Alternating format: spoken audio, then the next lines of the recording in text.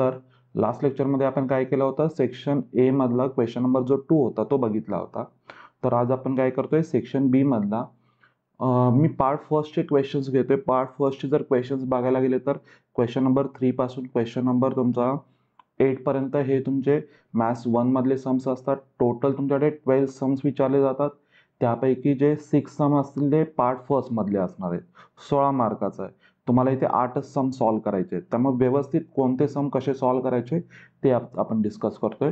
तर मी बऱ्यापैकी इथं जर तुम्ही बघितला, मी इथं काही ठिकाणी स्टार केलेले आहेत क्वेश्चन्स. तर ते क्वेश्चन्स हे हमखास येतातच, त्या टाईपचे क्वेश्चन्स येतात आणि ते चॅप्टर्स इझी पण आहेत. मी लॉजिक सांगतोय, मॅट्रायसेस आहे, ट्रिग्नो आहे, पेअर ऑफ स्ट्रेट लाईन आहे, त्यानंतर डी आय आहे, AODI आहेत, किंवा तुम्ही PD आणि BD सुद्धा याच्यामध्ये कन्सिडर करू शकता, जे सोपे टॉपिक्स आहेत. तर त्यांचा तुम्ही विचार करून त्यातले सगळे तुम्ही सम सॉल्व्ह करू शकता.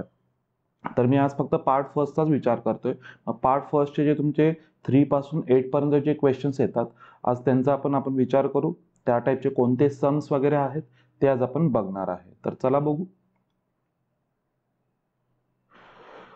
तर सेक्शन बी मधला जो क्वेश्चन नंबर जो 3 आहे तो टोटली तुमचा कशावरती असणार आहे, हा तुमचा ट्रूथ टेबल वगैरे येतोय म्हणजे कशावरती असणार आहे, लॉजिकवरचा असणार आहे. तर हे सम सॉल्व्ह कसे करायचे बघूया. तर याच्यामध्ये याच टाईपचे क्वेश्चन्स आहेत. हे सोडून दुसरे मला नाही वाटत की कोणते विचारले जातात. एक असेल तुमचा कन्स्ट्रक्ट दी ट्रूथ टेबल आहे, सेकंड आहे टॉटॉलॉजी आहे, कॉन्ट्राडिक्शन आहे आणि कॉन्टिंजन्सीवरचा आहे, आणि थर्ड आहे तो राईट कॉन्व्हर्स इनव्हर्स कॉन्ट्रापॉझिटिव्ह. आता हे मी इथं तिन्ही दिलेत, कॉन्व्हर्स इनव्हर्स कॉन्ट्रापॉझिटिव्ह. मात्र तुम्हाला विचारताना यातले 2 कोणतेही विचारतील. तर ठीक आहे, बघू आपण याच्यामध्ये कसे सॉल्व्ह करायचे. तर पहिलं आपण बघूया कन्स्ट्रक्ट दी ट्रूथ टेबल.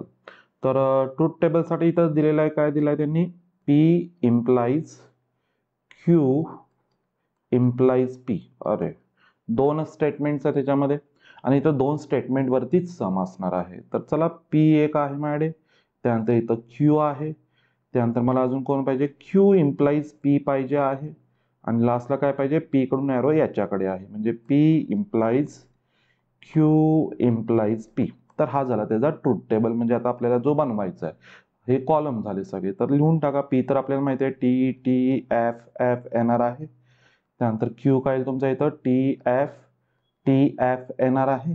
Q कडून एरो P इकडे, इथून इकडे जायचं आहे, विसरू नका. तर एरो कसा असतो आपला, T कडून एरो जर F कडे गेला तरच आन्सर F येतं. T कडून एरो F नाहीये, T कडून एरो F नाहीये, T कडून एरो F इथंच दिसतो, तर इथेच फक्त F लिहा, इथे नाहीये. तर बाकी सगळीकडे काय येणार आहे, इथं तुमच्याकडे T येणार आहे. ठीक आहे. चला इथे बघा, इथे काय सांगितलंय, P कडून एरो इकडे आहे, म्हणजे P पासून एरो या कॉलम कडे चाललाय. तर इकडचा T पाहिजे P मधला आणि इकडचा F पाहिजे. T कडून एरो F नाहीये, T कडून एरो F नाहीये, T कडून एरो F नाहीये, T कडून एरो F नाहीये. तर कुठेच नाही. TF चा आन्सर F येतं, नाहीच आहे इथे कुठे. तर आन्सर काय येणार आहे, इथं सगळीकडे T येणार आहे. सगळे काय आला इथं T आला, आणि हाच त्याचा ट्रूथ टेबल होता. 2 मार्काला विचारतात, ट्रूथ टेबल आहे, टेबल वगैरे व्यवस्थित ड्रॉ करा, लाईन्स वगैरे ड्रॉ करा. आणि चुकून ह्याचा जर तुम्हाला विचारला, तर हाच क्वेश्चन नंबर जो 3 आहे तर तो त्याच टाईपचा आहे. टॉटॉलॉजी आहे, कॉन्ट्राडिक्शन आहे की कॉन्टिन्युएन्सी. आता जर याच्यामध्ये विचारला असता तर तो काय झाला असता, लास्ट कॉलम मध्ये ऑल T आहेत, इथं लिहायचं, since last column contains all T hence it is a tautology, और given statement pattern is tautology. जर विचारला तर इथं क्वेश्चन नंबर आपण जो मी पहिला घेतला होता याच्यामध्ये विचारलेला नव्हता. चला सेकंड पण आपण करूया, बघू आपण त्याचंही काय आहे. तर स्टेटमेंट त्यांनी काय विचारलं होतं, त्या पॅटर्नचं जो टाईप आहे तो आपल्याला लिहायचा आहे. परत एकदा ट्रूथ टेबल आपल्याला ड्रॉ करावाच लागेल. अजून एक आहे, याच्यामध्ये क्वेश्चन्स कुठला असतो, लॉजिकली इक्वॅलन्स आहे की नाही. म्हणजे तुम्हाला लेफ्ट साईडला एक दिलं जातं, मध्ये 3 लाईन्स असतात आणि एक राईट साईडला एक असतो. मग त्याचं तुम्ही काय करताय, ट्रूथ टेबलवरूनच तुम्हाला विचारतात लॉजिकली इक्वॅलन्स आहे की नाही. तर त्याच्यासाठी तुम्ही त्याचाही कॉलम तुम्ही एक व्हेरीफाय करताय. म्हणजे लेफ्ट साईडचा कॉलम एक आणि राईट साईडचा कॉलम जो आहे, जर दोन्ही जर आयडेंटिकल किंवा जो सेम येत असेल तर त्यावेळी आपण लॉजिकली इक्विव्हॅलन्स तो एक असतो, व्हेरीफायसाठी पण असतो तो एक तुम्ही विचारात घेऊ शकता. याच्यामध्येच तुम्ही जर ऍड करत असाल तर क्वेश्चन. तर चला नेक्स्ट क्वेश्चन कडे जातोय मी. इथं using truth table examine whether the statement pattern is tautology, contradiction और कॉन्टिन्युएन्सी. एक इथं आपल्याला सम दिले, P अँड Q एम्प्लाइज कोण आहे इथं, Q और P आहे. तर चला बघूया P अँड Q साठी काय येत आहे. चला P एक लागेल, Q एक लागेल, दोघे जण आहेत ना स्टेटमेंट, R तर नाहीये. P Q कोण कोण निगेशन आहे का बघा, नाहीये. पी अँड क्यू, चला पी अँड क्यू आपण इथं लिहितो, पी अँड क्यू आहे. त्यानंतर अजून कोण आहे, क्यू और पी आहे. क्यू और पी लिहा किंवा पी और क्यू लिहा, दोघांचा मिनिंग सेम आहे, ॲज इट इजच लिहू. आणि ह्या दोघांच्या मधला एक ॲरो आहे, म्हणजे काय नाही तर पी अँड क्यू, ह्या दोघांच्या मध्ये एक ॲरो आहे. कुठला येतो आपल्याकडे इथं, इम्प्लायचा आहे, क्यू और आहे ना पी. चला पी तर माहित आहे, T T F F. Q आला आपल्याकडे इथं T F. P and Q आहे, अँड असेल तर आपण कसं लक्षात ठेवलं होतं, बोथ टी देन टी. शोधा, बोथ टी इथेच आहे. अजून कुठे दिसतो का, बोथ टी नाहीये, तर हा सगळा तुमचा काय नाही इथे एफ येणार आहे. और मध्ये आपण कसं लक्षात ठेवतोय, बोथ एफ, पी आणि क्यू मधलाच बोथ एफ. बोथ एफ इथंच दिसत आहेत, तर त्याचा आन्सर एफ येणार. अदरवाईज सगळीकडे टी असतो, बरोबर आहे ना, तर सगळीकडे बाकीच्या ठिकाणी काय नाही ते टी येणार आहे. आणि लास्ट आपल्याकडे इथे इम्प्लाइज कसं लक्षात ठेवलं होतं, टी कडून एरो एफ, टी कडून एरो एफ, टी कडून एरो एफ. व्हेरीफाय करा. इकडचा मला टी पाहिजे, यातला जो आहे यातला मला टी पाहिजे आणि इकडचा मला एफ पाहिजे. तर इकडनं टी एकाच ठिकाणी आहे, तर इथंच मी व्हेरीफाय करतो. बाकीच्या ठिकाणी व्हेरीफाय पण करायची गरज नाहीये. तर याचा आन्सर काय येणार आहे बघा, टी कडून एरो एफ कडे गेला तरच आन्सर एफ असतं, अदरवाईज सगळीकडे काय नाही तर टी येणार आहे. तर इथं लास्टचं सेंटेन्स लिहित चला. इथं काही जण लिहित नाहीत, ओनली हे टेबल लिहितात आणि झालं. तो कुठला स्टेटमेंट पॅटर्न आहे ते कोणीही लिहित नाहीये तिथे, तर तो लिहित चला. इथं काय सिन्स लिहायचं, इथे since last column contains all t, hence given statement pattern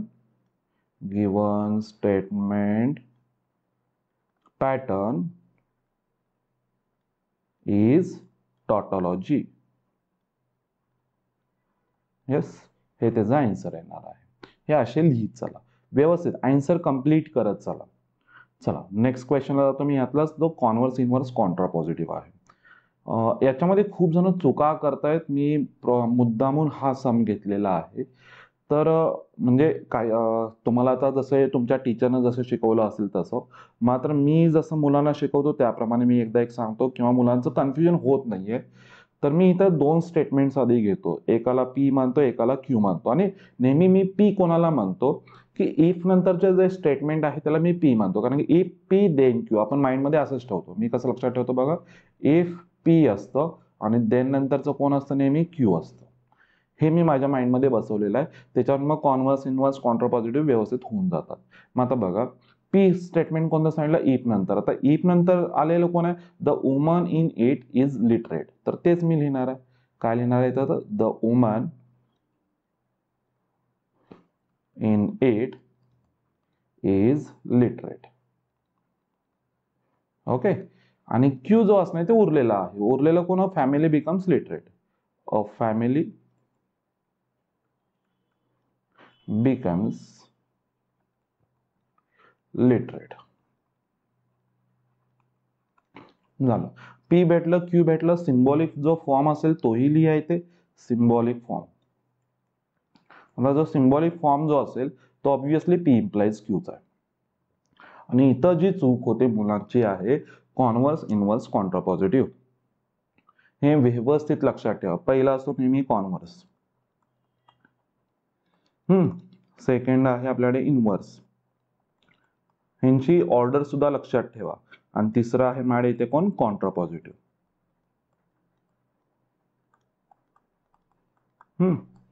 चला, कॉन्व्हर्स म्हणजे काय, उलट करा. म्हणजे काय करतो आपण, क्यू इम्प्लाइज पी असतो. इन्व्हर्स म्हणजे काय आहे त्यालाच निगेशन द्या, म्हणजे negation P implies negation Q. आणि कॉन्ट्रापॉझिटिव्ह म्हणजे कोण असतो, उलट पण करा आणि निगेशन पण द्या, म्हणजे negation Q implies negation P. हे व्यवस्थित लक्षात ठेवा. हे आधी हे लक्षात ठेवा.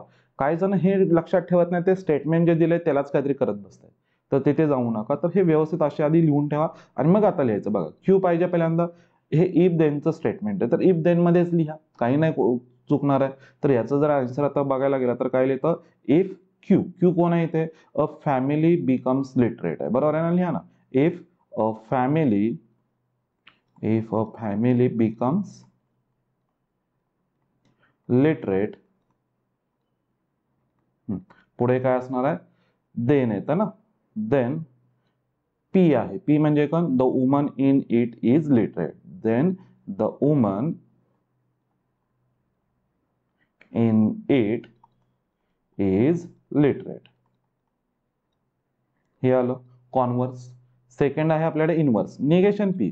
आता कोणाचं निगेशन आहे, पहिल्याच, the woman in it is लिटरेटचं आपल्याला काय करायचं, इथं निगेशन घ्यायचं. आता चला बघूया आता काय काय येणार. याचं निगेशन कसं लिहिता येईल, the woman is the woman in कशामधला, इट म्हणजे कुठलं, family, the woman in family is not literate असं लिहू शकतो ना. आणि इफ मध्येच आहे, इफ मधने सुरुवात येणार आहे, सगळ्यांच्या आन्सरची सुरुवात ही इफनेच आहे. इफ पीचं निगेशन, तर पी आधी लिहायला घ्या, मध्ये फक्त नॉट वगैरे जोडायचंय, तर ते कसं जोडायचं बघा. तर if the woman in it आता इट काही जण लिहितायत, लिहिला तर मार्क दिले जातात असं नाहीये, पण एक आपल्याला एक स्टेटमेंटचं समजतं की सुरुवातीला इट कुठलं येणार, हे इट कोण आहे, तर ते कोणाबद्दल विचार चालू होता, द वुमन इन इट म्हणजे कोण, फॅमिली बद्दल चालू होतं. तर लिहून टाका, if the woman in family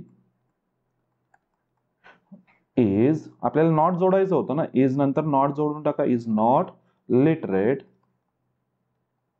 is not literate.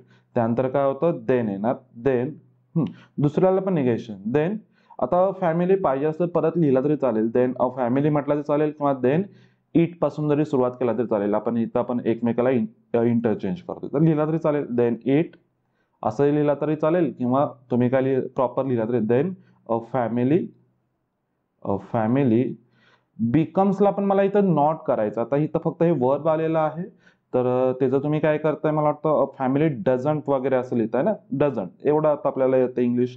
तर चला आपण इथं काय लिहू शकतो, डझंट लिहू शकतो याला, अ फॅमिली डझंट, चला डज नॉट बिकम लिटरेट.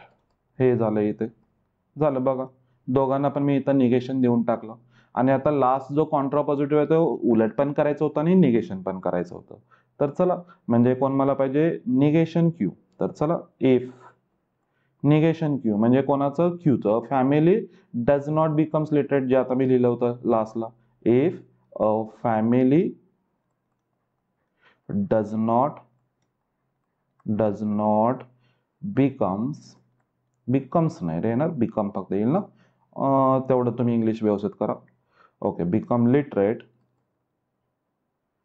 हा, त्यानंतर काय येणार आहे, then the woman in it लिहिला तरी चालेल, इन इट इज नॉट पण येणार ना, इज नॉट लिटरेट झालं. यातले खरं तिन्ही पैकी दोनच विचारणार, तिन्ही नाही विचारणार, असेच लक्षात ठेवा. चला नेक्स्ट आपण जाऊ नेक्स्ट क्वेश्चन कडे. मला वाटतं हा क्वेश्चन नंबर 3 इथे कंप्लीट झालेला आहे. चला नेक्स्ट क्वेश्चन कडे जाऊ, आपण काय विचारलंय बघूया. हा, नेक्स्ट जो क्वेश्चन आहे तुमचा कशावरती आहे, हा आपला मॅट्रायसेस तर आहे. मॅट्रायसेस मध्ये आपल्याकडे काय आहे, इथे पहिला जो आहे तो AX is equal to I वरती आहे. बर, याच्यामध्ये हा एकच आहे, मला वाटतं हा सॉल्ट सम मे बी असेल. तर चला बघूया. तर हा एक आहे चांगला एक्झाम्पल आहे. ए दिलेला आहे, 1 2 3 4 दिलेला आहे, आणि एक्स इज काय दिलेला आहे, तर 2x2 मॅट्रिक्स सच दॅट सांगितलेला आहे, AX is equal to I. Then इथं सांगितलेलं आहे फाइंड एक्स म्हटलेलं आहे. तर चला, मला इथं AX is equal to I आहे, तर माझ्या इथं दोन ऑप्शन्स आहेत सॉल्व्ह करण्यासाठी. तर मी इथं एक्स इज इक्वल टू काय करू शकतोय, दोन्ही साईडला pre multiplying by A inverse करा, म्हणजे ए ला येतो त्या साईडला शिफ्ट करतो डायरेक्ट, ज्यांना माहिती आहे ए इनवर्स इंटू आय, परंतु प्री साईडला आलं पाहिजे, आय इंटू ए इनवर्स लिहू नका. नेहमी आपल्या माइंडमध्ये आहे की सुरुवातीलाच येतो तो तसाच लिहा, आय इंटू ए इनवर्स चालतो इथे, काही प्रॉब्लेम नाही, मात्र ते एक माइंडमध्ये राहू दे. प्री मल्टिप्लाइंग तर प्री मल्टिप्लाइंगच असतं. तर एक्स इज इक्वल टू काय येणार आहे इथं तुमच्याकडे, ए इनवर्स आय येणार, आणि X is equal to A inverse I म्हणजे कोण येणार आहे रे, आपल्याला माहिती आहे एक्स इज इक्वल टू कोण असणार इथे, ए इनवर्स. ए इनवर्सच फाइंड आउट करायचं, बाकी काही नाही करायचं, इनवर्सच फाइंड आउट करायचा, एचाच इनवर्स आहे. दोन्ही इक्वेशन सेमच आहेत, काही नाही फरक. 1 2 3 4 खाली पण ए इनवर्स फाइंड आउट करायचा होता आणि वरच्यात पण ए इनवर्सच आहे. मी आता दुसरा सॉल्व्ह नाही करत बसत, एकच सॉल्व्ह करतो. ए इनवर्स फाइंड आउट करायचा आहे. मला इथं दिलेला कोण आहे, ए दिलेला आहे 1 2 3 4. आता माझ्याकडे दोन ऑप्शन्स आहेत, परंतु मी इथं आता जातो ऍडजॉइंट मेथडला जातो, जी इझी आहे आपल्याकडे. आपण काय काय लिहितो रे, CIJ लिहितो ना, C11. चला CIJ चे खरे फॉर्म्युले लिहित चला. काय काय असतो रे फॉर्म्युला, -1/i+j इंटू कोण येतो इथं MIJ. हे जरा फॉर्म्युले लिहित चला, मग सगळ्या व्हॅल्यू लिहित चला. C12 C21 C22 ह्या 4 व्हॅल्यू आहेत. ह्या व्यवस्थित व्हॅल्यू फाइंड आउट करा काय असेल ते. आता अनेक अरे राहिलं रे, ए इनवर्स फाइंड आउट करतो ना, आणि सगळ्यात मोठी चूक काय झाली आपली, डिटर्मिनंट. ते विसरायची नाही रे, मीच विसरलो कसं काय. तर डिटर्मिनंट ऑफ ए सुद्धा तुम्हाला इथे सॉल्व्ह करायचं नेहमी. पहिल्यांदा तीच व्हॅल्यू आली पाहिजे.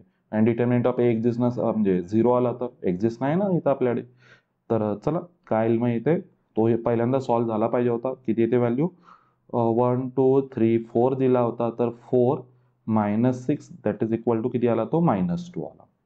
तर चला देअरफॉर ए इनवर्स एक्झिस्ट इथं लिहा. Determinant of A is not equal to 0, therefore A inverse exist. आणि मग आपण पुढे जातो, बरोबर आहे ना. मग चला CIJ सगळे सॉल्व्ह करायचे. -1/1 आणि M11 ला कोण आहे ना 4 व्हॅल्यू आली इथे, म्हणजे किती आली व्हॅल्यू, -1 चा स्क्वेअर झाला, पॉझिटिव्ह आला, 4 राहिला. M12 -1/1 + 2 इंटू कोण येणार 2 साठी, बरं आहे ना. 2 साठी 3 येईल व्हॅल्यू इथे, तर किती आला, -3 आली व्हॅल्यू. चला नेक्स्ट C21 -1/2 + 1 आणि 3 साठी कोण आहे आपल्याकडे इथं 2 आहे, तर तोही लिहून टाका. इथं व्हॅल्यू किती येईल, निगेटिव्ह येईल, -2. आणि लास्ट C22 म्हणजे -1 चा 2 + 2 झाला, आणि 4 साठी कोण आला, हा रो जर आणि कॉलम जर निघून गेला तर 1 आला, तर इथे 1 येईल. तर निगेटिव्हचा रेस टू 4 आहे, पॉझिटिव्ह येईल, तर 1च आला. तर इथं आपण ऍडजॉइंट मॅट्रिक्स लिहितो इथे. चला तर तोही इथं लिहून टाकतो. पहिल्यांदा ऍडजॉइंट लिहितो की आपण काय लिहितो, कोफॅक्टर मॅट्रिक्स लिहितो. तर चला कोफॅक्टर मॅट्रिक्स लिहा. आता कोफॅक्टर मॅट्रिक्स आपण कसा लिहितो रे, इथे काय काय तयार होणार आपल्याकडे. चला मॅट्रिक्स मध्ये ज्या व्हॅल्यू भेटलेल्या आहेत त्या लिहून टाका. 4 -3 -2 आणि 1 हा कोफॅक्टर मॅट्रिक्स झाला. आणि मग आपण ह्या कोफॅक्टर मॅट्रिक्सचाच काय करतो, ट्रान्सपोज घेतो, आणि तो आपल्याला कोण भेटतो इथं, ऍडजॉइंट ऑफ ए भेटतो. तर तोही लिहून टाका, याचाच ट्रान्सपोज असेल. 4 इथे आहे, इथे -3, इथे -2 आहे, इथे 1 येणार आहे. रोचे कॉलम करा, इथं तुम्हाला भेटून जाईल. म्हणजे हा भेटलेला आहे, तुम्ही एकदा व्हेरीफाय पण करू शकताय. आपण ऍडजॉइंट ऑफ ए ओरली पण फाइंड आउट करतोय माहिती आहे ना. जर ए असेल तर मी डायरेक्ट ऍडजॉइंट ऑफ ए पण लिहू शकतो 2/2 साठी पण. आणि 3/3 साठी पण एक मी तुम्हाला दुसरी ट्रिक सांगितली, 2/2 साठी पण सांगितलेले. 2/2 लगेच ओरली पण होते. तर आधी याची बघूया काय होणार आहे. डायगोनल एलिमेंट्स आपण इंटरचेंज करतो, म्हणजे इथं 4 येईल, इथं 1 येईल, बरोबर आहे. 4 आला, इथे 1 आला. आणि जे नॉन डायगोनल्स आहेत त्यांचे आपण काय करतो, साईन चेंज करतो, म्हणजे -2 आणि -3 झाला पाहिजे. ऑब्वियस हे आलेला ऍडजॉइंट ऑफ ए. आणि मग आपण काय लिहिणार आहे, ए इनवर्स. ए इनवर्सचा आपल्याकडे फॉर्म्युला सुद्धा आहे. A inverse is equal to काय असणार, 1/, determinant of A into adjoint of A असणार आहे. तर चला किती येईल बघा, इथं व्हॅल्यू 1/, डिटर्मिनंट ऑफ ए ची व्हॅल्यू -2, आणि इथं व्हॅल्यू भेटलेली जी आहे ती 4 -2 -3 1. तर हे तुमचं फायनल आन्सर असणार आहे. हवं असेल तर तुम्ही म्हणजे हा मायनस आहे तो वरती लिहा, किंवा मायनस आहे तो आत शिफ्ट करा. डिपेंड्स तुमच्यावरती आहे. माझं एक म्हणणं आहे की काही करू नका, हा फक्त मायनस आहे तो वरती लिहून ठेवा, तेच तुमचं फायनल आन्सर. आणि त्याला ब्रॅकेट टाकत चला. मी परत परत सांगतोय, तुम्ही जे फायनल आन्सर भेटतायत त्यांना बॉक्स टाकत चला. नेक्स्ट चला, नेक्स्ट आता हे दोन्ही पण सेमच सम होते, मी परत घेत नाहीये. नेक्स्ट आपण जाऊ नेक्स्ट क्वेश्चन वरती, क्वेश्चन नंबर 5 वरती जाऊ. चला क्वेश्चन नंबर 5 आहे तो आपला कशामध्ये आहे, ट्रिग्नोमेट्री आहे का, जनरल सोल्युशन विचारलं इथे. बर ठीक आहे. अजून काय आहे इथे, दुसरा आहे तो पोलर वरती आहे. अजून काय विचारू शकतात रे. ठीक आहे, बेसिक तुम्हाला एक आहेत साइन रूल वरचे पण सम असतील, कोसाइन वरचे बेसिक जे सम आहेत ते एक विचारू शकतात. हाफ अँगल फॉर्म्युलेवरचे सम सुद्धा याच्यामध्ये एक विचारले जाऊ शकतात. किंवा प्रिन्सिपल व्हॅल्यू मला नाही वाटत एवढं इझी होतं विचारलं. प्रिन्सिपल सोल्युशन जे आहे त्याच्यावरचे क्वेश्चन सुद्धा एक विचारले जाऊ शकतात. जराशे त्यातले टफ, जराशे म्हणतोय टफ असतील, म्हणजे तुमचं sine theta plus cos theta is equal to 1 या टाईपचे जे सम होते ना, आपण √2 ने डिवाइड करत होतो, तर त्या टाईपचे चुकून जर तुम्हाला एखादं सम जर एक्स्ट्रा आलं तर ते पण तुम्हाला सॉल्व्ह करता आलं पाहिजे याच्यामध्ये. तर चला बघूया first general solution of cos theta. तर आधी प्रिन्सिपल सोल्युशन आलं पाहिजे. Cos theta is equal to value दिले तुम्हाला -1/2. ओके, आता याचे प्रिन्सिपल जर सोल्युशन बघायला गेला तर कॉसची व्हॅल्यू निगेटिव्ह आहे कुठल्या कुठल्या, सेकंड अँड थर्ड मध्ये आहे. तर एक सेकंड मधली व्हॅल्यू फाइंड आउट करा, एक फाइंड आउट करा. तर चला बघूया कोणती येणार आहे आपल्याकडे. कॉस थिटाची व्हॅल्यू -1/2. ओके, कसं सॉल्व्ह करता येते. Cos theta is equal to minus कॉसची व्हॅल्यू इथे फाइंड आउट करा. 1/2 कुठे येते, 1/2 कुठे येणार आहे, 60 ला येते ना. चला लिहून टाका इथे कॉस π/3 झाली, 60 ला इथं आलेली आहे. अजून हे तर झालं इथे. त्यानंतर मला जायचं कोणत्या क्वाड्रंट मध्ये आहे, सेकंड क्वाड्रंट मध्ये. तर काय नाही ते cos theta is equal to काय आली व्हॅल्यू, कॉस सेकंड क्वाड्रंट मध्ये आपण कसं जातो, पाय मायनस जातो ना, तर पाय मायनस π/3. तर ही एक इथे व्हॅल्यू भेटली, म्हणजे काय आलं इथे cos theta is equal to किती व्हॅल्यू आली ही, कॉस 3 1 जा 3, 3 - 1 दॅट इज 2π/3 व्हॅल्यू आली. म्हणजे इथे एक तुम्हाला व्हॅल्यू भेटली कोणती, थिटाची एक व्हॅल्यू भेटली 2π/3. म्हणजे एक आपण एक असंच लक्षात ठेवतो. चला मी शेवटची व्हॅल्यू कॅन्सल आउट करून टाकतो इथं. आपण ह्याच्या पुढे कसं सॉल्व्ह करतो, हा कुठल्या फॉर्म मध्ये तयार झाला आहे आपला, cos theta is equal to cos alpha आला ना, cos theta is equal to cos अल्फाच्या फॉर्म मध्ये आला. आणि जर cos theta is equal to cos alpha आला तर काय असणार आहे, theta is equal to 2nπ plus minus alpha, बरोबर आहे ना. हेच असेल, एकदा व्हेरीफाय करा तुम्ही सुद्धा जनरल सोल्युशन काय असतं याचं. Okay, general solution cos theta is equal to cos alpha असेल तर मे बी हेच आहे. तर जस्ट व्हॅल्यू पुट करा, थिटा इज इक्वल टू अल्फाची व्हॅल्यू काय भेटली तर 2π/3. तर काय नाही तर 2nπ plus or minus alpha, अल्फाची value किती आली तर 2π/3. एक अजून एक राहिले इथं, n बिलॉंग्स टू झेड, इथं एक लिहायला विसरू नका, n बिलॉंग्स टू झेड. झालं, हे तुमचा आन्सर असणार आहे कुठलं, जनरल सोल्युशन. जनरल सोल्युशन सगळे जरा व्यवस्थित पाठ करून घ्या रे. स्क्वेअर असेल तर काय असतात, साइन थिटा आणि टॅन थिटाची व्हॅल्यू काय, म्हणजे इज इक्वल टू 0 आलं तर त्यांच्यासाठी सेम आहे, कॉस थिटासाठी डिफरंट आहे. त्यानंतर प्रत्येकाचे sine theta is equal to sine alpha, cos theta is equal to cos alpha, टॅनसाठी पण स्क्वेअर केलं तर सगळ्यांचं सेम आहे. तर ती एक तुम्हाला कन्सेप्ट माहिती पाहिजे. तर चला नेक्स्ट आहे, नेक्स्ट क्वेश्चन आहे त्यामधला कुठला, find polar coordinates. Polar coordinates वरती पण जाऊ आपण. आता पोलर कोऑर्डिनेट्स पण असेल आणि दुसरा एक त्याच्या उलट पण एक असेल, कार्टेशियन कोऑर्डिनेट्स पण असेल, तर तेही बघूया. तर इथे पोलर कोऑर्डिनेट्स साठी सम काय दिलं इथे 1, -√3. तर 1, -√3 म्हणजे ही व्हॅल्यू जी दिलेली आहे ती कोणाची आपल्याकडे इथं x, y आहे, पॉइंट दिलेला आहे. आणि पोलर कोऑर्डिनेट्स मला पाहिजे म्हणजे r आणि थिटा पाहिजे. तर फॉर्म्युला जो आपण लक्षात कसा ठेवतो, r is equal to √x² + y². तर इथं व्हॅल्यू किती येईल, r ची व्हॅल्यू 1 चा स्क्वेअर प्लस -√3 चा स्क्वेअर. तर ती व्हॅल्यू किती येईल इथं आपल्याकडे 1 + 3 म्हणजे 4 आली इथं. तर किती r किती आली, तर रेडियस जी आहे ती 2 युनिट्स झाली, बरोबर आहे. नेक्स्ट आता मला पाहिजे कोण, थिटा. थिटासाठी आपण एक इझी म्हणजे एक समजण्यासाठी मी असंच नेहमी लिहित असतो, काय आपला फॉर्म्युला यूज करतो, theta is equal to tan inverse of y/x, आपण असं लक्षात ठेवतो. आणि इथे एक मी म्हणत असतो नेहमी एक चेक क्वाड्रंट फर्स्ट. ओके, हे एक आहे आपल्याकडे चेक क्वाड्रंट फर्स्ट, तो एक तुम्ही इथं माइंडमध्ये ठेवा.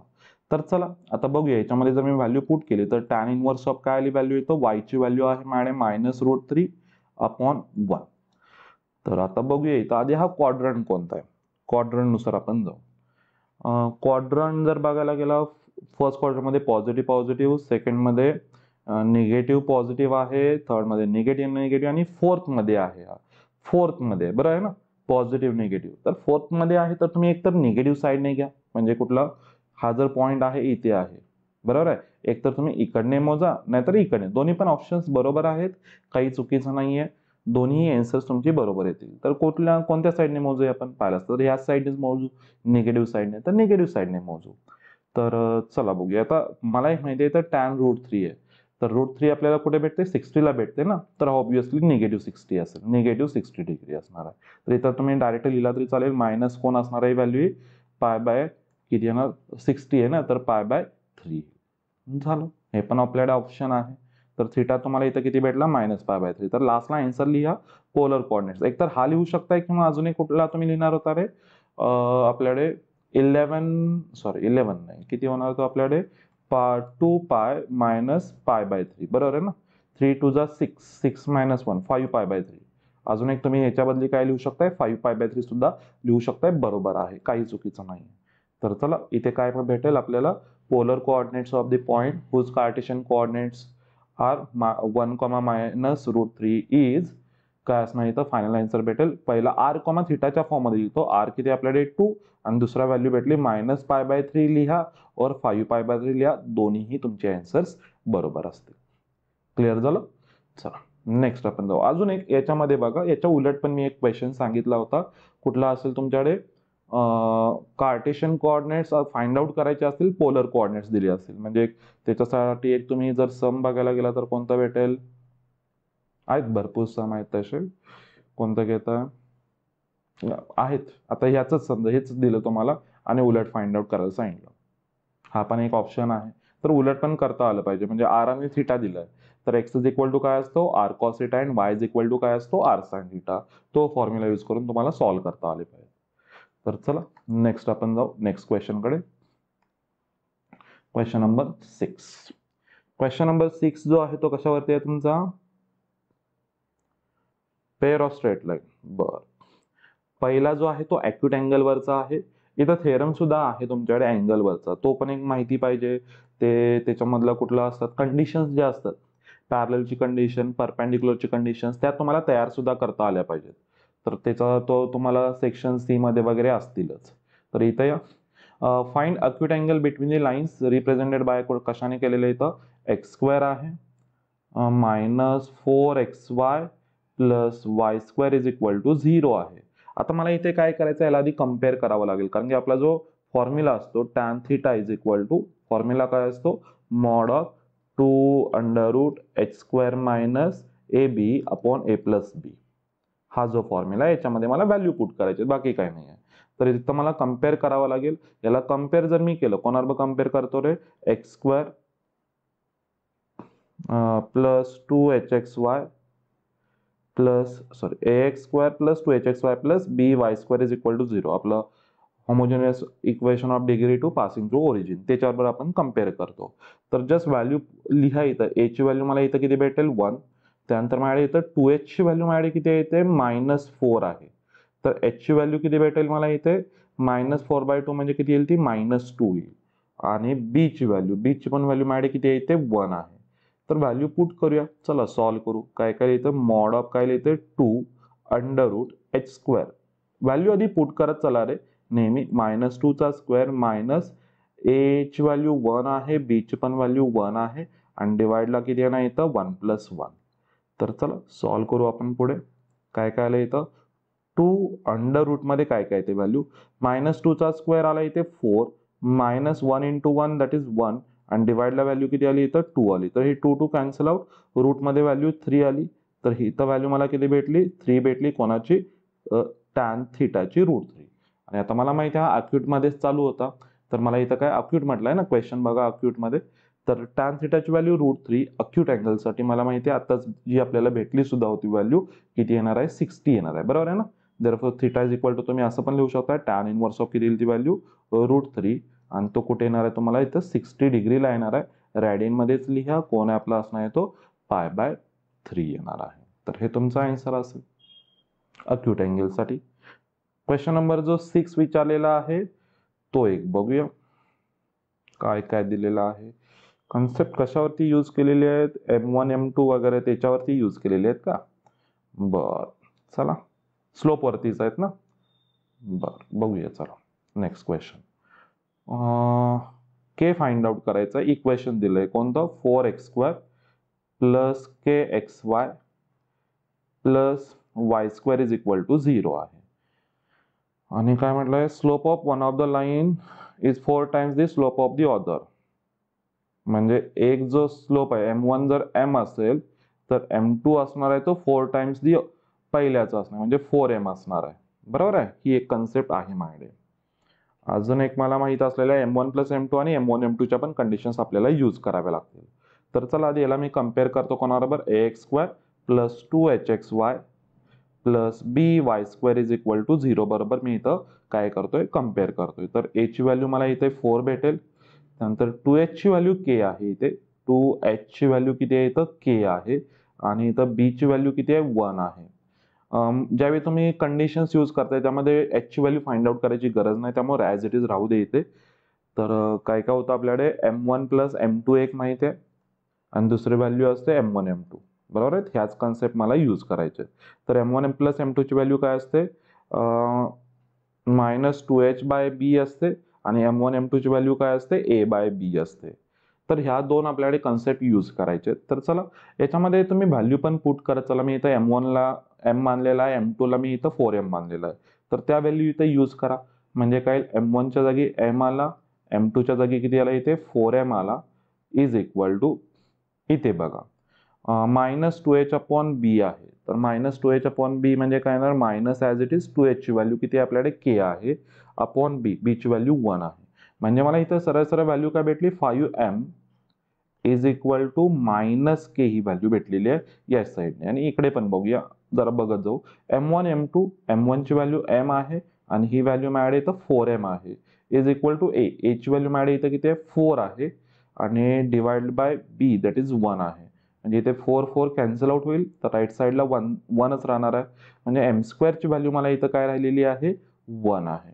तर एक काम करू इथं पाहिजे असेल तर मी m ची व्हॅल्यू इथं घेतो. m ची व्हॅल्यू किती येईल मला इथे -k/5 येईल बरोबर आहे ना. ती व्हॅल्यू सरळ पुट करतो मी इथे याच्यामध्ये पुट करतो. म्हणजे किती येईल ती व्हॅल्यू -k/5 चा स्क्वेअर इज इक्वल टू 1 येणार आहे. तर निगेटिव्हचा स्क्वेअर जर पॉझिटिव्ह आला तर k² अपॉन 25 होईल. तो मी दुसऱ्या साईडला शिफ्ट करतो तर 25. तर k ची व्हॅल्यू तुम्हाला इथं काय भेटणार आहे +-5 भेटेल. प्लस मायनस लिहायला विसरू नका. नेहमी ती व्हॅल्यू आलीच पाहिजे. ओके कारण की स्क्वेअर रूट घेताय स्क्वेअर क्वाड्रेटिक असेल तर तुम्हाला 2 व्हॅल्यू असणार आहेत. तर तुम्हाला इथं 2 व्हॅल्यू भेटल्या पाहिजेत. आणि एक नेहमी एक तुमच्या माइंडमध्ये राहू दे जेव्हा तुम्ही सीईडीचे वगैरे पेपर वगैरे सॉल्व्ह करताय तर जी तुम्हाला फायनल आन्सर भेटतं ना ती एक व्हेरीफाय पण करायची असते की दिलेल्या सममध्ये पुट पण करून बघायची असते. काही वेळा ती व्हॅल्यू चालत नाही. आता इथे काय फरक नाही पडत. मात्र काही ठिकाणी त्या व्हॅल्यू चालत नाहीयेत कन्सेप्टमध्ये बसत नाहीयेत कंडिशन्स काहीतरी असतात. त्यामुळे त्या व्हॅल्यू एक पुट करून बघत चला. चला नेक्स्ट आपण जाऊ कुठल्या क्वेश्चन नंबर 7 कडे.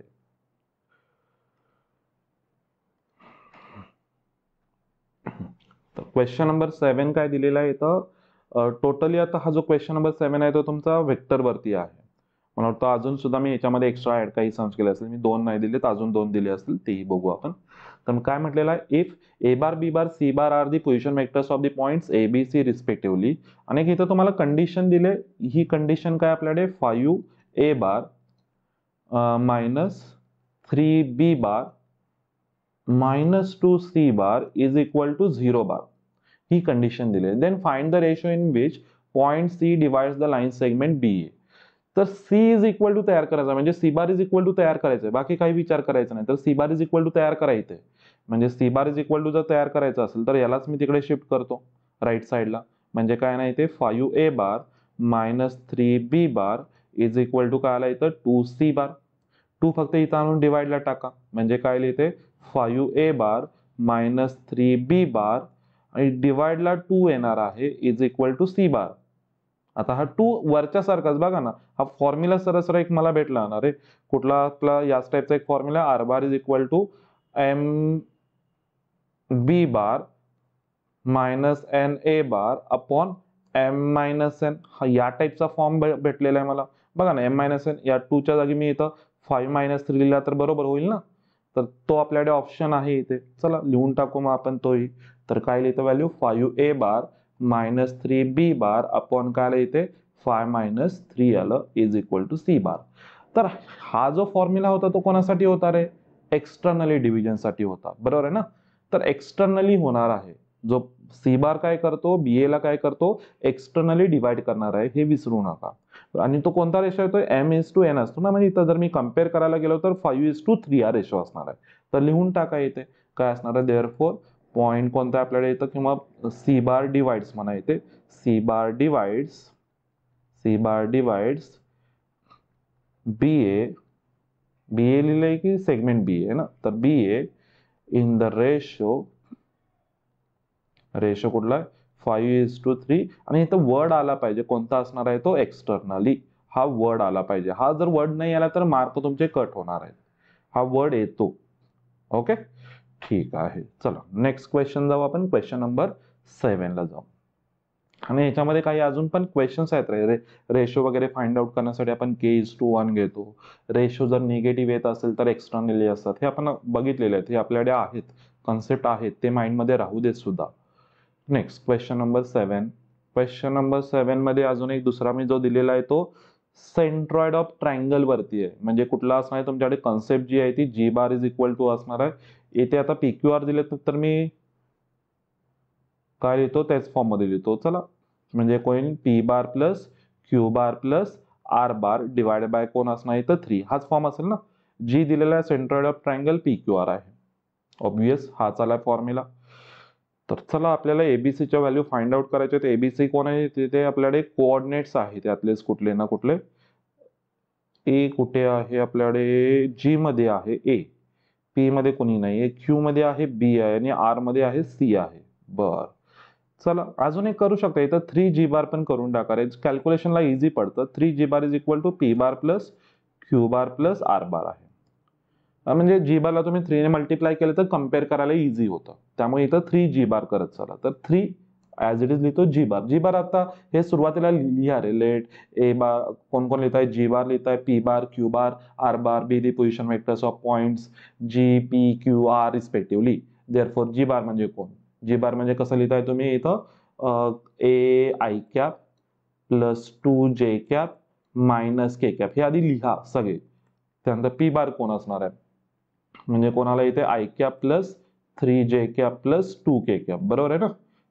त्यानंतर कुठली व्हॅल्यू आहे मॅडम इथं प्लस क्यू बार आहे. क्यू बार म्हणजे कोण येणार आहे इथं, हा जो आहे त्याला I cap J cap K cap जोडा म्हणजे कोण येईल इथं 3I cap plus BJ cap आणि मायनस 4K कॅप आणि last plus R bar. R bar कोण येणार आहे इथे, हा जो आहे त्याला पण जोडून टाका I cap J cap K cap.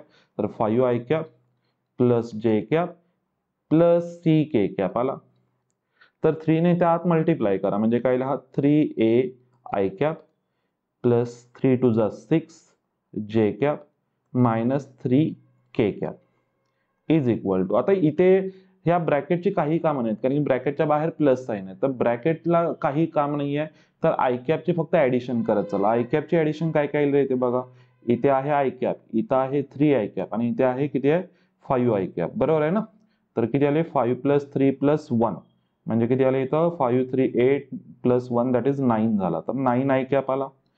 Second verify करा बी म्हणजे जे कॅप बरोबर कोण कोण आहे इथं 3 आहे, इथं बी आहे आणि इथे 1 आहे. म्हणजे 3 प्लस 1 झाला 4 झाला आणि 4 प्लस इथला एक बी आहे. तर 4 प्लस बी ऍज इट आपल्याला लिहावा लागेल. तर 4 प्लस बी झाला आणि त्याला कोण असणार इथे बाहेर जे कॅप असेल. आणि लास्ट पण करून टाकू.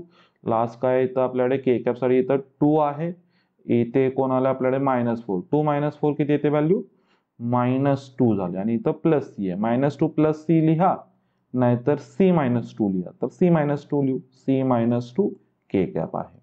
आता इक्वेटिंग दी व्हेक्टर्स इथं लिहित चला. हे जरासं रायटिंग असे चला रे. इक्वेटिंग दी व्हेक्टर्स, हा जरासं स्पीडने पण लिहित चला. पेपर तुमचा लवकर झाला सुद्धा पाहिजे, नंतर चेकिंग सुद्धा करायचं आपल्याला.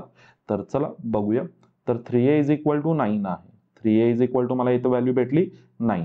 दुसरी मला इथं काय भेटली 6 इज इक्वल टू बघा ना आय कॅप ला इक्वल केला, जे कॅपला इक्वल करतोय म्हणजे कोणाला 6 आहे इथे इज इक्वल टू 4 प्लस बी आला आणि लास्ट कोण असणार इथं -3 जो आहे तो कोणाला इक्वल असणार इथं C - 2 ला इक्वल असेल. तर एबीसी चे व्हॅल्यू फाइंड आउट करायचे आहेत. ए ची व्हॅल्यू इथं तर भेटली तुमची 3 3 जा 9 होईल. हा 4 आहे तो या साईडला शिफ्ट करा मायनस होईल तर किती येईल ती व्हॅल्यू 2 येईल. ही बी ची व्हॅल्यू येईल आणि सी ची व्हॅल्यू -2 इकडे शिफ्ट करा +2 होईल तर -1 ही कोणाची व्हॅल्यू येईल सी ची व्हॅल्यू येईल. झाले. लास्टला फक्त आन्सर लिहून ठेवा किंवा ह्या ज्या व्हॅल्यू आलेल्या आहेत त्यांना तुम्ही बॉक्स करून ठेवा. चला नेक्स्ट क्वेश्चन मध्ये जाऊ.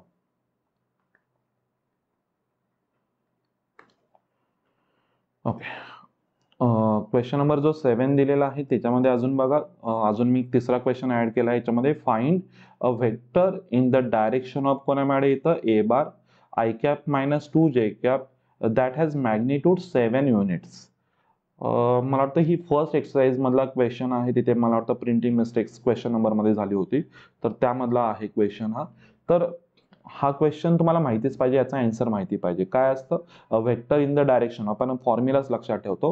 Vector in the direction of A bar having magnitude M, काय असतो रे, एम इंटू ए कॅप असतो आपला हा फॉर्म्युला आहे. तर तोच इथे तयार करायचा आहे. काय तयार असतो आपला बघा, मी लिहितो सुद्धा formula. Vector in the direction of a bar having magnitude m, having magnitude m. Formula काय असतो माझ्या इथं, m इंटू ए कॅप. मला m इंटू ए कॅप पाहिजे. बघा ए बारच्या डायरेक्शन मध्ये ज्याचं मॅग्निट्यूड 7 आहे असा मला इथं कोण पाहिजे, वेक्टर पाहिजे आहे. तर चला, तर एम इंटू ए कॅप, तर ए कॅप मला आधी फाइंड आउट करावा लागेल. तर ए बार जो दिलेला आहे कोणा मॅड येतं, minus I cap minus 2 J cap आहे. तर ए कॅप पाहिजे असेल तर मॉड ए बार ने आपण डिवाइड करणार, तर modulus of A bar find out करा. अंडर रूट काय असणार इथे, 1 चा स्क्वेअर प्लस मायनस 2 चा स्क्वेअर. तर किती येईल ती व्हॅल्यू, 1 चा स्क्वेअर 1 प्लस 4 म्हणजे रूट 5 आली का व्हॅल्यू. बर चला ठीक आहे, तिथं रूट 5 ने डिवाइड करा म्हणजे ए कॅप जो आहे फॉर्म्युला काय असतो, ए बार डिवाइड बाय मॉड ए बार. तर चला किती येणार ती व्हॅल्यू, 1 अपॉन, बर लिहितो आधी किती कोण कोण होतं आपल्याकडे, I cap minus 2 J cap आहे आणि डिवाइडला कोण येणार येतं रूट 5. तर ए कॅप जो तयार झाला तो कोण असणार आहे, A cap is equal to काय आला इथे, 1 अपॉन रूट 5 आय कॅप झाला आणि minus 2 upon root 5 J cap झाला. आणि मी इथं जो फॉर्म्युला दिलेला आहे त्या फॉर्म्युला परत इथे एकदा लिहा आणि मग काय करायचं आपल्याला, त्याचं जे आन्सर आहे त्याला एम ने मल्टिप्लाय करा. एम म्हणजे मॅग्निट्यूड तुम्हाला किती दिलेला आहे इथं, 7 दिलेला आहे. तर जस्ट 7 ने मल्टिप्लाय करा, 7 इंटू ए कॅप असणार आहे. 7 ने जर मल्टिप्लाय केलं कोणाला, ए कॅपला, म्हणजे ए कॅप होता आपल्याकडे 1 upon root 5 I cap minus 2 upon root 5 J cap. तर जस्ट आत मल्टिप्लाय करा और बाहेर तुम्ही जरी असं जरी ठेवला बाहेर काढून तरीही चालतो, काही प्रॉब्लेम नाहीये. असं जरी ठेवला तरीही चालेल. ओके, हे सुद्धा तुमचा आन्सर बरोबर आहे. किंवा तुम्ही 7/√5 ने आत मल्टिप्लाय सगळ्या दोघांनाही वाटून टाका, तेही चालेल. ओके चला नेक्स्ट क्वेश्चन जो आहे तुमचा हा लाईन वरचा आहे, 3D मधला आहे, लाईन वरचा नाहीये. 3 डायमेन्शनल जिओमेट्रीचा जो पार्ट आहे, मला वाटतं कशामध्ये अल्फा बीटा गॅमा असेल, LMN त्याच्यामधला जो क्वेश्चन आहे. तर त्यांच्यामधल्या सुद्धा कन्सेप्ट तुम्हाला माहिती पाहिजेत. अल्फा बीटा गॅमा कोण होते आपल्याकडे इथं, डायरेक्शन अँगल्स होते. LMN म्हणजे कोण होते, डायरेक्शन कोसाइन्स होते. आणि तिथंच ABC हे कोण होते आपले, डायरेक्शन रेशोज होते. तर त्याच्यावरचा क्वेश्चन आहे इथे. तर इथं काय म्हटलंय, line makes angles of measure 45 degree and 60 degree with positive direction of Y and Z axis respectively. तर वाय बरोबर जो अँगल करतो त्याला आपण कुठला असतो रे, बीटा असतो, बरोबर आहे ना. बीटा दिलेला आहे इथे तुम्हाला 45 डिग्री आणि जो गॅमा जो दिलेला आहे तो तुमच्याकडे इथं किती आहे, 60 डिग्री आहे. इथे अल्फा मला माहिती नाहीये. जर अल्फा जर माहित असेल तर त्यांनी तोच विचारलेला ना, find the angle made by the line with positive direction of x axis, म्हणजे हीच व्हॅल्यू विचारलेली आहे. मग मला इथं रिलेशन कोणतं माहिती असतं, cos square alpha plus cos square beta plus cos square gamma, याची व्हॅल्यू किती आहे आपल्याकडे 1, म्हणजे L square plus M square plus N स्क्वेअरची व्हॅल्यू किती आपल्याकडे 1 आहे. तीच मी इथे कन्सेप्ट यूज करतोय. तर कॉस स्क्वेअर अल्फा आहे, तर काय काय करता येते, चला व्हॅल्यू पुट करूया म्हणजे क्लिअर होईल. Cos square alpha plus cos square इथे कोण येणार, 45 डिग्री आहे, प्लस कॉस स्क्वेअर कोणाला इथं माझ्याकडे 60 डिग्री आली. व्हॅल्यू पुट करू तर काय काय नाही, ते कॉस स्क्वेअर अल्फा प्लस, आता कॉस 45 ची व्हॅल्यू आधी माहिती पाहिजे किती येते, 1/√2, म्हणजे 1/√2 आला, त्याचा स्क्वेअर आला इथे, प्लस कॉस 60 1/2 आला, त्याचा स्क्वेअर इज इक्वल टू 1. तर cos square alpha is plus इथं व्हॅल्यू आली ही 1/2 प्लस ही आली 1/4 इज इक्वल टू 1. काय करताय सॉल्व्ह करायला, इथेच करताय कॅल्क्युलेशन, नाही तर 4 ने मल्टिप्लाय करा जर ज्यांना डिनॉमिनेटरचा प्रॉब्लेम आहे. तर चला 4 ने मल्टिप्लाय करू, म्हणजे 4 कॉस स्क्वेअर अल्फा हे खूप लेंदी होतं, ज्यांना माहिती आहे कॅल्क्युलेशन करा रे. 4 ने मल्टिप्लाय केलं तर किती लिहितं 2 येईल, बरोबर ना. प्लस इथं किती आला 1 इज इक्वल टू 4. हां, हे काहीतरी असं विचित्र वाटतं काही जणांना, परंतु ज्यांना डिनॉमिनेटरचा इश्यू आहे त्यांच्यासाठी मी नेहमी हे करतो. तर 4 cos square alpha plus 2 plus 1 3 झाला आणि 3 तिकडे जाताना काय होईल मायनस, तर मी तेच करतो. 3 जो आहे हा सरळ सरळ उचलून मी राईट साईडला शिफ्ट करतो. म्हणजे 4 मायनस 3 1 आला. तर कॉस स्क्वेअर अल्फाची व्हॅल्यू काय आली तर तुमच्याकडे 1/4 झाली. बरं आहे ना, 4 तिकडे जाताना डिवाइडला गेला. तर कॉस स्क्वेअर अल्फा आहे तर इथं कॉस अल्फाची मला व्हॅल्यू पाहिजे म्हणजे स्क्वेअर रूट घ्यावं लागेल. तर स्क्वेअर रूट किती आलं इथे 1/2 आला आणि 1/2 फक्त येणार नाही, स्क्वेअर रूट आहे क्वाड्रॅटिक आहे तर इथं 2 व्हॅल्यू भेटल्या पाहिजेत. तर काय असणार इथे प्लस मायनस 1/2 असणार आहे. क्लिअर झालं. मग आता त्यांनी विचारलं काय होतं इथं अँगल विचारलं होतं. मग आता कॉसची व्हॅल्यू जर तुमच्याकडे इथं बघा निगेटिव्ह पण आहे आणि पॉझिटिव्ह पण आहे. तर बघूया आता कुठे कुठे भेटणार आहे अँगल रे. जर पॉझिटिव्ह असेल तर तुम्हाला माहिती आहे अँगल किती असणार आहे 1/2 म्हणजे किती येईल ती व्हॅल्यू 1/2 ला म्हणजे 60 येईल. बरोबर आहे ना, म्हणजे कॉस अल्फाची व्हॅल्यू जर तुमची किती आहे 1/2 आहे देन अल्फाची व्हॅल्यू किती असणार इथं 60 डिग्री असेल. आणि ज्यावेळी कॉस अल्फाची व्हॅल्यू तुमची किती असेल -1/2. मग -1/2 म्हणजे सेकंड क्वाड्रंटमध्ये जात आहे. तर 180 मायनस 60 करा. 180 मायनस 60 म्हणजे तुमची अल्फाची व्हॅल्यू किती येईल तिथे 120 डिग्री असेल. तर तुम्ही फायनल आन्सर फक्त लिहिताना काय करा 60 और कोण असणार इथे 120 डिग्री असणार. दोन्ही आन्सर्स आले पाहिजे. एक जरी आन्सर तुम्ही लिहित नाहीये तर मार्क तिथे कट होणार आहे. तर दोन्ही आन्सर्स आले पाहिजेत. ओके, 60 और 120 डिग्री असणार आहे. फायनल आन्सर कंप्लीट करा. नेक्स्ट, चला नेक्स्ट जाऊ आपण. ओके, नेक्स्ट जो आहे तो आपला कशावरती आहे लाईन अँड प्लेन वरचा दिसतोय मला. तर चला बघू काय काय याच्यामधले इझी सम्स विचारले जातात. लाईन अँड प्लेन मध्ये कुठेही अवघड मला तर म्हणजे एवढं बघतो मी अजिबात नाही. सेक्शन सी मध्ये पण सोपे असतात. सोपे सम्स येतील तुम्हाला, अवघड सम्स येणारच नाही त्याच्यावरचे, अजिबात नाही.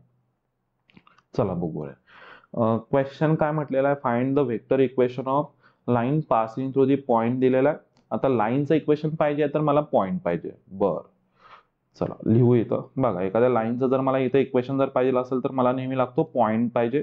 हा पॉइंटचं त्यांनी पोझिशन वेक्टरच दिलेला आहे. Okay, very good. म्हणजे तुम्हाला ए बार दिलेला आहे. ए बार जो आहे तो -i कॅप आहे, -j कॅप आहे, +2k कॅप असा दिलेला आहे. आणि दुसरा काय पाहिजे and parallel to the line. हा म्हणजे ही लाईन जी आहे ती दुसऱ्या एका लाईनला पॅरल दिली म्हणजे दुसऱ्या एक लाईनचं इथं एक इक्वेशन दिलेलं आहे. ही एक लाईन आहे, ही रिक्वायर्ड लाईन आहे आणि ह्या लाईनचं तुम्हाला इक्वेशन दिलं असेल. या लाईनचं इक्वेशन दिलंय r bar is equal to i cap plus 2j cap plus 3k cap आणि प्लस लॅमडा इन ब्रॅकेट कोण आहे इथं 3i cap plus 2j cap plus k cap असं दिलेलं आहे. मग आता बघा याच्यामध्ये मला काय पाहिजे रे, लाईनचं जर इक्वेशन पाहिजे असेल तर पॉइंट पाहिजे आणि यालाच कोण पाहिजे इथे एक पॅरलल व्हेक्टर पाहिजे. बरोबर आहे, ज्याला आपण बी बार म्हणतो. मग हे दोन लाईन जर एकमेकाला पॅरलल आहेत तर हा बी बार जो असेल तो दोघांनाही पॅरलल असणार आहे. आणि ह्या लाईनचं इक्वेशन माहिती आहे म्हणजे ह्यातला मला पॅरलल व्हेक्टर माहिती आहे जो हा आहे आणि हाच आपला कोण असेल इथे बी बार असेल. बरोबर आहे ना, हा जो असतो तो कोण असतो पॅरलल व्हेक्टर असतो. मग यालाही तो पॅरललच असणार आहे. कोण 3i cap plus 2j cap plus k cap म्हणजे बी बार कोण तयार झाला इथे 3i cap plus 2j cap plus k cap. मग आता इथं फक्त एकदा व्हेरीफाय करा कार्टेशियन विचारलंय की वेक्टर विचारलंय वेक्टर विचारलंय. तर फॉर्म्युला काय असणार आहे r bar is equal to A bar plus lambda b bar. आता लॅमडा जर त्यांनी ऑलरेडी एक यूज केलाय तर लॅमडा परत यूज करू नका रे. काही जण ते लॅमडा परत यूज करतात, काही चूक नाहीये. मग आता एकाच क्वेश्चन मध्ये तुम्ही लॅमडाची व्हॅल्यू डिफरंट डिफरंट घेताय तर ते चुकीचं आहे.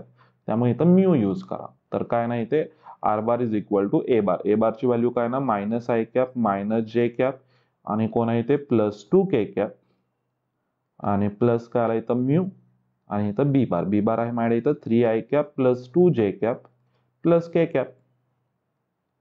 झालं, इथे आर बार तयार झाला, लाईनचं इक्वेशन झालं. सोपं आहे सरळ. फक्त ह्याचं रायटिंग व्यवस्थित करा रे. रायटिंग सगळं आलं पाहिजे तुमचं. रायटिंग मध्ये मार्क घालवू नका. सगळं सांगायचं. डायग्राम ड्रॉ करा, काही प्रॉब्लेम नाही. आणि त्याचं डायग्राम मध्ये जे काय काय मी आता सांगितलं ना त्याचं एक रायटिंग पण करत चला व्यवस्थित. ठीक आहे, चला नेक्स्ट क्वेश्चन नंबर 8 चा मधलाच दुसरा आहे तो आहे मला वाटतं कशावरती प्लेन वरती आहे. तर चला प्लेन वरचा पण बघूया सम काय आहे. Find the vector equation of plane which is at a 42 unit distance. Distance दिले म्हणजे तुम्हाला पी ची व्हॅल्यू दिले म्हणजे तुम्हाला लागणार कोण नॉर्मल फॉर्म मध्येच लागेल, बरोबर आहे ना. Vector equation of plane which is at a 42 unit distance म्हटलेलं आहे आणि which is a normal to the vector दिला म्हणजे हा एन बार एक दिलेला आहे. एन कॅप नाही आहे, एन कॅप असेल तर ओळखतो सुद्धा, कारण की आपला जो फॉर्म्युला असतो r bar dot n cap is equal to p च्या फॉर्म मध्ये आहे, जो आपला नॉर्मल फॉर्म आहे. तर चला बघूया काय काय करता येईल याच्यासाठी. मला पी ची व्हॅल्यू गिवन आहे. चला मी इथं लिहितो सुद्धा. गिवन मध्ये माझ्याकडे कोण आहे इथे पी आहे. पी ची व्हॅल्यू किती आहे इथं 42 युनिट्स आहे. ओके, अजून कोण दिलंय? हा जो आहे vector normal to the vector म्हटलेला आहे, तर हा एन बार आहे. एन कॅप आपल्याला ओळखतो. एन कॅप कधी असतो रे? जर याचं जर तुमचं मॅग्निट्यूड जी आहे ती व्हॅल्यू 1 आली तर. येतच नाही मॅग्निट्यूड याचं 1, बघितलं सुद्धा ओळखतो. तर हा एन बारच असणार आहे. 2i cap plus j cap minus 2k cap आला.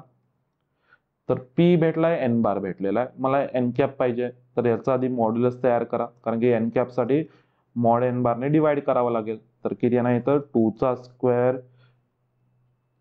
प्लस 1 चा स्क्वेअर प्लस मायनस 2 चा स्क्वेअर. तर ती व्हॅल्यू किती लिहितं?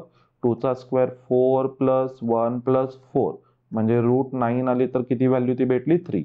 तर 3 ने इथं डिवाइड करायचंय कोणाला? एन बारला. ओके, तर इथं एन कॅप जो असेल तो कोण असणार इथं 3 ने डिवाइड करा म्हणजे 2/3 आय कॅप, त्यानंतर प्लस जे कॅप आहे म्हणजे 1/3 जे कॅप आणि लास्टला कोण इथे मायनस 2/3 के कॅप आला. तर आपल्याकडे जो फॉर्म्युला आहे r bar dot n cap is equal to p आहे. जस्ट व्हॅल्यू पुट करा r bar dot product with n cap. N cap तर आत्ताच भेटलाय 2/3 i cap plus 1/3 j cap minus 2/3 k cap is equal to p पाहिजे. P ची value किती आपल्याकडे 42. तर हा नॉर्मल फॉर्म झाला. तर त्यांनी जस्ट वेक्टर इक्वेशन विचारलंय, तर एक तुम्ही हे जरी ठेवलं तरी बरोबर आहे, असं काही नाही की चुकीचं आहे. हा सुद्धा वेक्टरच फॉर्म आहे. पाहिजे असेल तर तुम्ही इथं 3 ने मल्टिप्लाय करून ठेवा, तेही चालेल. डिनॉमिनेटर निघून जाईल म्हणजे r bar dot product with कोणी येतं तुमच्याकडे 2i cap plus j cap minus 2k cap is equal to 3 ने मल्टिप्लाय केलं तर किती येतं रे? 3 2 जा 6, 3 4 जा 12, 126 येतो ना. तर हे तुमचा असेल vector form, proper vector form. मी म्हणते हा वरचा नॉर्मल फॉर्म होता आणि हे वेक्टर असणार आहे. आणि ही जी व्हॅल्यू असते ती कोणाची असते रे वेक्टर इक्वेशन मध्ये? बघा, आर बार डॉट, आपलं वेक्टर इक्वेशन कसं लक्षात ठेवतो? R bar dot N bar is equal to A bar dot N bar. तर ही जी व्हॅल्यू आहे ती ए बार डॉट एन बारची आहे. तर असं पण एक तुम्ही माइंडमध्ये ठेवू शकताय. याला आपण प्रॉपर एक वेक्टर इक्वेशन म्हणू शकतो. वरचं आहे ते नॉर्मल इक्वेशन आहे, नॉर्मल फॉर्म आहे. तर नॉर्मल फॉर्म मधला तो वेक्टर इक्वेशन आहे, तर तेही आन्सर ठेवला तरीही बरोबर आहे तो, कारण की हा सुद्धा एक वेक्टरच आहे. एन कॅप जरी असेल तरी तो वेक्टरच आहे, काही प्रॉब्लेम नाहीये. आणि हा जो आहे तो तुम्ही ह्याला डी सुद्धा म्हणू शकताय, ए बार डॉट एन बारला. ते सगळे एकमेकाला जोडलेले आहेत फॉर्म्युले, ते तुम्हाला सगळे ओळखता आले पाहिजेत. फॉर्म्युले कसे कुठले कसे जोडलेले आहेत हे व्यवस्थित क्लिअर करत चला. ठीक आहे. बघा, पार्ट फर्स्ट मध्ये जो सेक्शन बी आहे त्यातला पार्ट फर्स्टचे सगळे सम्स आज घेतलेले आहेत. तर त्यामधला कुठला काही डाऊट्स वगैरे असेल तर तुम्ही कमेंट सेक्शन मध्ये टाकत चला. नेक्स्ट लेक्चर मध्ये आपण काय करतोय, सेक्शन बी मधलाच जो याच्या पुढची आहेत म्हणजे कुठला क्वेश्चन नंबर 9 पासून जे सेक्शन बी पार्ट सेकंड मधले चालू होतील ते आपण नेक्स्ट लेक्चर मध्ये काय असेल ते बघू. ठीक आहे. थँक्यू.